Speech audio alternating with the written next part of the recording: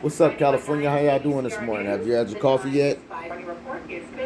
We'll have the latest coming up. Waking up in the morning with some weed, green, and nicotine, pulling up on the scene to get that green, man, and pay my team. Start seeing slowing at around Alessandro Boulevard, with heavier slowing through just about Box Springs, back to freeway speeds by Pennsylvania. On the 215 South, slowing starting around Iowa, with you back to freeway speeds at Blaine. And slow speeds starting Iowa, on the 91 West from about Tyler Street, with heavy slowing through Corona from the 15 freeway to about Gypsum Canyon Road. And a little slowing on the 210 West through Rancho Cucamonga, just past the 15 freeway. Looks like you're good by about Campus Avenue. And coming out of Chino on the 60 West, slow from Mountain to about Diamond Bar. It's 5:51 in the morning. This is Billy, your mobile mechanic. I'm up. I'm doing some things, having some coffee, cleaning the house. You know what time it is. Got that going. Whew, look at this damn room.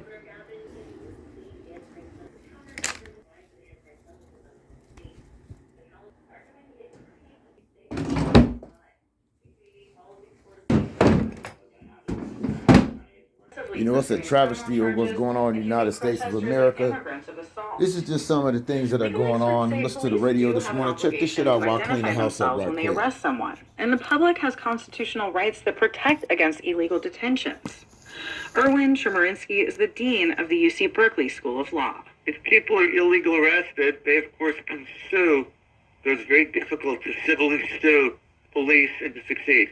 And for those caught up in ICE actions, the fallout can be lasting. Redez missed his daughter's 3rd birthday during his detention and was suspended from work for 3 weeks until he could prove he wasn't charged with a crime. But he says he'll keep speaking out. For the California Report, I'm Marisa Lagos. Support for the California Report comes from Stanford Medicine, comprising its School of Medicine and adult and children's health systems working together to advance knowledge and improve lives. StanfordMedicine.org. The Wesley Foundation. Comey will face the charges against him in court today. I'm Michelle Martin. Jeremy Martinez. President Trump told the Justice Department to indict Comey and fired a Virginia prosecutor who wouldn't. Also, Republicans are working to prevent U.S. citizens from living abroad from voting, including those in the military, and how hundreds of gates in the Israeli-occupied West Bank are controlling Palestinians' movements. It's Wednesday, October 8th. On this day in 1945, Raytheon filed the first patent for a microwave oven. News is next. Live from NPR News in Washington, I'm Corva Coleman. This is day 8 of the federal government shutdown. Many federal workers are being furloughed, and President Trump has suggested some of them won't get back pay. Democrats and union leaders say it's illegal to deny the workers back wages. Some essential workers are still on the job without pay. That includes air traffic controllers. There have been staffing shortages reported at some airports. Nick Daniels, the president of the National Air Traffic Controllers Association, says this group of workers is already severely understaffed and under strain. Air traffic controllers don't start a shutdown. Air traffic controllers don't end a shutdown. Politicians are the only ones that start a shutdown and have the ability to end it. Air traffic controllers are going to show up and do everything we can, but the longer that this lasts, it's going to place a continued strain on air traffic controllers. He spoke to NPR's Morning Edition. There's no indication Democrats and Republicans are close to agreement on a spending bill to end the shutdown. Former FBI Director James Comey will be arraigned in Virginia this morning on 2 federal counts. He's accused of making a false statement to Congress and obstructing a congressional investigation. He maintains he is innocent. Critics say the Justice Department is being used to punish President Trump's political enemies. U.S. Attorney General Pam Bondi testified before the Senate Judiciary Committee yesterday. She defended her agency's work. NPR's Ryan Lucas says Republicans insist the Biden administration targeted Trump. They argue that the department was weaponized under the Biden administration to go after Trump and conservatives more broadly. That includes information made public this week by the panel's top Republican that the FBI back in 2023 analyzed the phone records of more than a half dozen Republican lawmakers as part of the investigation into Trump's efforts to overturn the 2020 election. They say Bondi is ending that weaponization. So Despite concerns from legal observers and department veterans about the direction that the department is taking, Bondi has the political support of Republicans and the president to continue what she's doing. NPR's Ryan Lucas reporting. The International Energy Agency has cut its growth forecast for America's renewable energy market. This comes after the Trump administration moved to limit wind and solar projects. NPR's Michael Copley reports the slowdown could come at a time when U.S. demand for electricity is rising. The IEA's latest forecast for renewable energy development in the U.S. is almost 50% lower than last year's. That could create challenges to economic growth. Energy analysts and executives say renewables are crucial to help meet rising U.S. power demand from new data centers and factories. While activity in the U.S. renewables market is expected to slow, the IEA says growth is still strong globally. The agency expects power capacity from renewables to double by 2030, and for renewables to overtake coal as the world's largest source of electricity generation by the middle of next year at the latest. Michael Copley, NPR News. You're listening to NPR. Support for NPR comes from... Good morning. This has been brought to you by the GLU, Grand Level United, #1 promotional company in the world. Also, Billy's Autos, your mobile mechanic. If you need brakes, tune-up, diagnostic testing. I'm just listening to the news in the morning. This is my regular program. Waking up, turn the radio on, clean this damn house up, get some things going. Top of the morning. Do not believe everything you read. But listen, pay attention. Take in what you can, ingest, digest, the rest of it. Hey, give it back. Quinto is a promotora with Pasa la Voz, a program with the Latino Coalition for a Healthy California, speaking here through coalition translator Mar Velez. The community health worker promotora is born of the community, so they have direct connections and often share the same lived experiences. They understand exactly what they're going through right now. ICE has long had the right to access public spaces in medical facilities.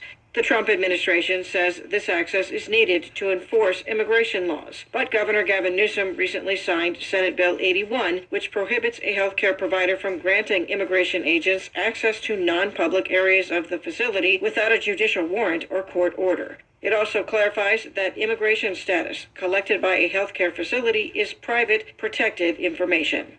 Mar Velez with the Latino Coalition for a Healthy California says people need to be able to feel safe while getting health care. SB81 offers not just protection, but guidance so that everyone, no matter what your color of your skin is, no matter what your immigration status is, can safely continue to access health services because health is a human right.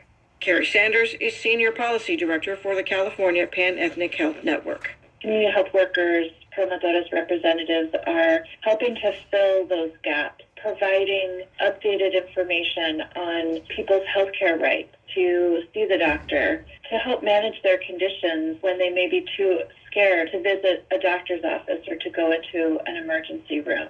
Undocumented immigrant adults are eligible for Medi-Cal coverage, but due to budget constraints, new enrollments will be frozen on January 1st. For California News Service, I'm Suzanne Potter. And the County of Riverside announces election observer tours for the statewide national election. Participants will have the opportunity to observe the processing of ballots and gain insights into accuracy and transparency of the Electoral College. Tours are held every Tuesday from 4 to 5 p.m. and Thursdays from 11 a.m. to 12 p.m. through November 4th. To reserve a spot, you can contact 951-486-7200. A quick look at our roadways showing a disabled motorcycle on the 91 East at Green River Road. This is affecting the center divider. No slowing here, so just be cautious there. On the 91 West, slowing starting around Tyler with heavy traffic from the 15 to 71 freeways. It's 6:07. It's Morning Edition from NPR News. I'm Michelle Martin in Washington, D.C. And I'm A. Martinez in Los Angeles, California. In a few minutes, we'll speak with Republican Senator Ron Johnson of Wisconsin to get the latest on the shutdown. But first, we'll hear about the messaging of both parties during the funding negotiations, or rather lack thereof. It's day 8 of the government shutdown and really no end in sight. Democrats continue to insist on negotiations for extending subsidies that help people buy health insurance through the Affordable Care Act. Republicans continue to say they'll talk when the government is back open. Meanwhile, President Trump is saying this about Democrats. You want to know the truth? This is like a kamikaze attack.